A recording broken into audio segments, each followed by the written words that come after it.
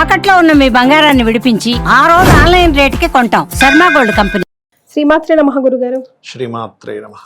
గురుగారు, సాహిత్య అని ఒక ఆవిడ మీ వీడియో కింద ఒక కమెంట్ చేసింది గురుగారు. ఆ క్వశ్చన్ మిమ్మల్ని నేను అడగాలనుకుంటున్నాను. తన క్వశ్చన్ ఏంటి అని అంటే, కలలో కోతి లేదా డబ్బులు దొరికినట్టు, పాములు, పిల్లి, ఎవరైనా చనిపోయినట్టు ఇలాంటి కళలు వస్తే అవి దేనికి సంకేతాలు?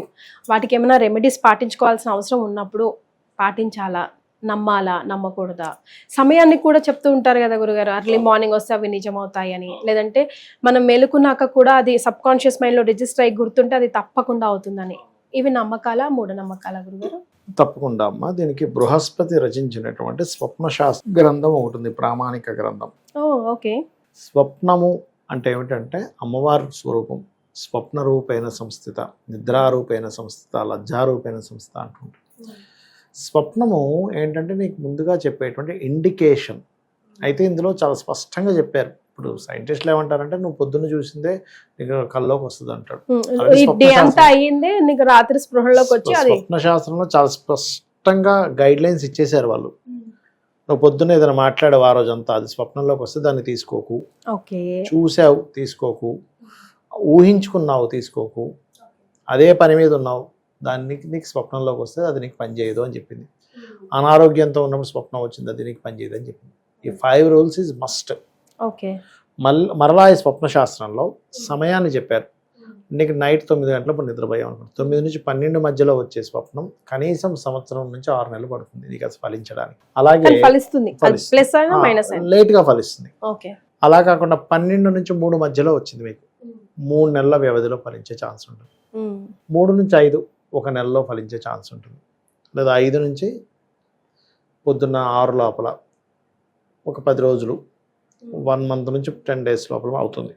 ఎర్లీ మార్నింగ్ వచ్చింది, ఒక 10 డేస్లో అయిపోతుంది. ఇంకా అప్పుడప్పుడే నిద్ర లేస్తున్నామండి, 6-6:30 అప్పుడు నాకు వచ్చింది అన్నాం, దాంతో నిద్ర లేస్తున్నాం అన్నప్పుడు ఎగ్జాక్ట్లీగా 10 డేస్లో క్లియర్ అవుతుంది, దాని ఫలితం చూపిస్తుంది. అయితే మీరు మధ్యాహ్నం పూట పడుకున్నప్పుడు వచ్చిన స్వప్నం దాన్ని తీసుకోకూడదు అని చెప్తుంది శాస్త్రం, రాత్రిపూట మాత్రమే. ఇందులో మరలా ఇంకొన్ని విషయాలు చెప్పింది. ఏంటంటే స్వప్నం ఎలా వచ్చింది. ఇప్పుడు మీకు ఒక అగ్ని స్వప్నంలో వచ్చిందండి అంటున్నాం. అగ్ని ఎలా వచ్చింది? నీకు కాగడా రూపంలో అగ్ని వస్తే నీకు మంచిది. ఒక దారి చూసుకుంటున్నావు, కాగడ ఒక పెద్ద ఊరు మొత్తం తగలబడిపోతుంటే వచ్చింది అనుకోండి, అది నీకు మంచిది కాదు. నీరు స్వప్నంలోకి వస్తే మంచిది అంటాం. ఆ నీరు ఎలా ఉంది? ఫ్రెష్గా చక్కటి నీరు ఉందా, లేకపోతే కుళ్ళిపోయి అంటే మురికి నీరు ఉంటే మంచిది కాదు. కొండ ఎక్కుతున్న కళ వస్తే మంచిది, కానీ కొండ మీద నుంచి పడిపోతే మంచిది కాదు. గోవు వస్తే మంచిదని చెప్తారు కల్లోకి, అదే గోవు పొడుస్తున్నట్టు వస్తే మంచిది కాదు. సర్పం నేను కాటేసినట్టు వస్తే మంచిదే, కానీ అదే సర్పం నేను చుట్టేసి గట్టిగా పట్టేసుకుంటే మంచిది కాదు. అలాగే ఇందాక ఆవిడ పిల్లి వస్తే మంచిదా అని అడిగారు. పిల్లి ఎలా వచ్చింది? ఆ పిల్లి ఇప్పుడు ఎగ్జాంపుల్, తెల్ల పిల్లి వచ్చిందా, నల్ల పిల్లి వచ్చిందా, లేకపోతే ఆ పిల్లి మీ దగ్గర నుంచి ఏదైనా పట్టుకొని వెళ్ళిపోతుందా, చక్కగా కూర్చొని ఉందా అనే దాని మీద కూడా ఆధారపడి ఉంటుంది. ఇక్కడ ఏంటంటే ఒక స్వప్నం, ఒక వస్తువు, ఒక జీవి రూపంలో వచ్చినప్పుడు దాని యాక్టివిటీ చూడాలి. అర్థమైందమ్మా? అలాగే కోతి వస్తే మంచిది కాదు అంటారు. అది ఎలా వచ్చింది? ఇప్పుడు కోతి రూపంలో వచ్చి రావచ్చు అనుకోవచ్చు. అంటే అట్లాగా నాకు ఒక వ్యక్తి ఇట్లాగే కోతి వస్తే మంచిది కాదండి, చాలా భయపడిపోతున్నా అంటే ఎలా వచ్చింది వివరించమన్నా నేను అన్నప్పుడు ఆయన ఏం చెప్పాడంటే, లేదు సార్, ఒక కోతి నడుచుకుంటూ వచ్చి అక్కడ రాముడి యొక్క పట్ట దాన్ని మొక్కుకుంటుంది అన్నాడు. అరే ఇంకా మంచిదయ్యా బాబు అన్న. నువ్వు కూడా చేయమని చెప్తుందేమో ఎవరికి తెలుసు. అయితే ఇంకోటి, స్వప్నాల్లో ఒక్కోసారి దేవతలు వస్తారు. ఎవరైనా తదేకంగా ఒక మంత్రం చేస్తున్నారు అనుకోండి, మా స్వప్నంలో ఒక దేవత వస్తుంది. దేవత వచ్చి పట్టుకెళ్ళి ఆ దేవతా సంకేతమైనటువంటిది ఏదైతే ఒక పండు, ఒక అన్నము తినిపిస్తుంది కూడా. ఒక జపం తదేకంగా భక్తి శ్రద్ధలతో చేశాడు, దేవత ఖచ్చితంగా వచ్చి తీరుతుంది స్వప్నంలోకి. అంటే సిద్ధించిందని అర్థం, అక్కడ మంత్ర సిద్ధి జరిగిందని అర్థం. అలా ఏంటంటే స్వప్నం ఒక్కోసారి మనకి చెడు స్వప్నం వచ్చింది, శాస్త్రం ఏం చెప్తుంది అంటే, చెడు స్వప్నం వచ్చింది, మెలకు వచ్చింది, మీరు చక్కగా నిద్ర లేచి కాళ్ళు చేతులు కడుకొని మళ్ళీ నిద్రపోమని చెప్పింది. నిద్రపోయినప్పుడు ఇంకో మంచి స్వప్నం వచ్చింది అనుకోండి, ఈ చెడు స్వప్నం క్యాన్సిల్ అయిపోతుంది. అలా కాదండి, నాకు చాలా మంచి స్వప్నం వచ్చింది, 4 గంటలప్పుడు నిద్ర లేచాను, అబ్బా ఇంత మంచి స్వప్నం అనుకున్నా, అలాంటప్పుడు నిద్రపోవద్దని చెప్పింది శాస్త్రం. మళ్ళీ ఇంకా నిద్రపోకూడదు, మంచి స్వప్నంగా. మళ్ళీ తర్వాత చెడు స్వప్నం వస్తే మంచి స్వప్నం ఫలితం పోతుంది. నిద్రపోకుండా చక్కగా నిద్ర లేచిపోయి మనిషి కాలకృత్యాలు అవి తీర్చేసుకొని ఒక పూజ చేసుకోవాలి.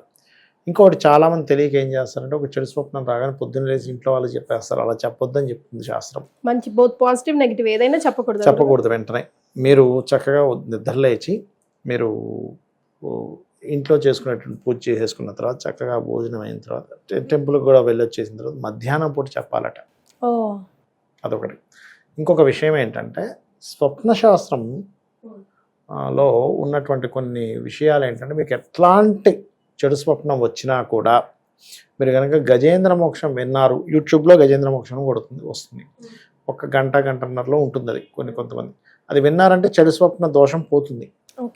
ఎందుకంటే ఇది అమ్మవారు స్వప్నం అనేటువంటిది అమ్మవారు ముందుగా నీకు ఇండికేట్ చేయడం. ఒక యూటర్న్ బోర్డు ఉందని చెప్పినట్టుగా, ఒక రూట్లో వెళ్తుంటే అక్కడ స్లోప్ ఉంది, అక్కడ రోడ్డు బాగాలేదని చెప్పినట్టుగా నీకు అమ్మవారు ముందుగా చెప్పినప్పుడు ఓకే నేను ఎక్కడో రాంగ్ స్టెప్ వేస్తున్నాను అనమాట అని అర్థం చేసుకొని మీరు అడుగు వేయాలి. ఎవరైనా చనిపోతే లేకపోతే పెళ్ళైనట్టు వస్తే కూడా ఆపోజిట్ గా మంచిది కాదంటారు, చనిపోవడం మంచిదని చెప్తారు, ఆయుష్ పెరుగుతుందని చెప్తూ ఉంటారు. అంటే శవము అంటే శివంతో సమానం కదా, అందుకని. మరి పెళ్లి సంబంధించిన దాంట్లో 2 ఉన్నాయి అందులో. మళ్ళీ పెళ్లి అయ్యి గొడవ విడిపోయినట్టుగా వస్తుంది కొంతమందికి. నార్మల్గా పెళ్లి అయినట్టు వస్తే పెద్దగా భయపడాల్సిన పని లేదు, మంగళకరమైన విషయమే కాబట్టి పెద్దగా భయపడాల్సిన పని లేదు.